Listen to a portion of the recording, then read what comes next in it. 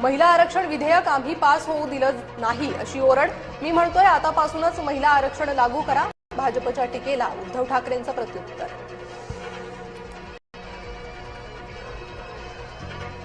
महिला आरक्षण विधेयकाच्या समर्थनार्थ महायुतीचा मोर्चा।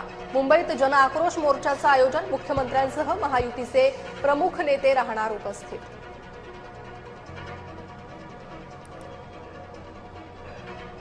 मी सर्वस्व गमावलंय मात्र बारामतीकरांसाठी झटणार। बारामतीकरांनी साथ द्यावी सुनेत्रा पवारांचं आवाहन।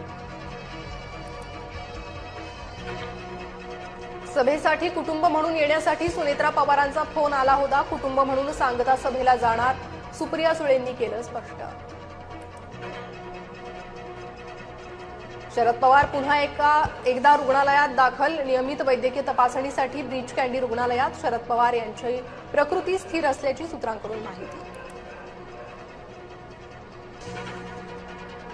अजित पवारांच्या अपघाताबाबत सरकार सिरियस नाही। व्हीके सिंग पोहोचलेला माणूस। रोहित पवारांचा पुन्हा हल्लाबोल। अपघाताचा तपास सीबीआयकडे अद्याप दिलेला नसल्याचंही संताप।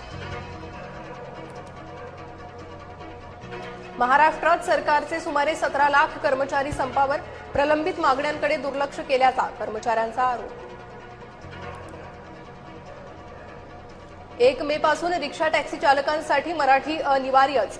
रिक्षा आणि टॅक्सी चालकांमध्ये नाराजीचा सूर। परिवहन मंत्र्यांकडून निर्णयाबाबत बदल नाहीच।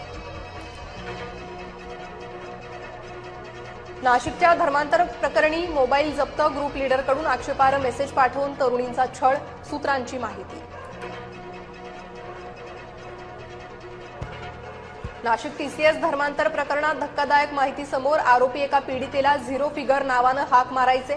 झिरो फिगर म्हणत तरुणीची साडी खेचायचे। आरोपी अयान अहमदनं स्वतःच्या आईलाही सोडलं नाही। स्वतःच्या घरातूनच दागिने चोरून विकल्याचं उघड। मिळालेल्या पैशातून चैनीच्या वस्तू खरेदी केल्या। परतवाडामधील लैंगिक शोषण व्हायरल। व्हिडिओ प्रकरण। अयान अहमद हुजेर खानची पोलीस कोठडी आज संपणार। मुख्य आरोपी अयानला आज अचलपूर कोर्टात हजर करणार।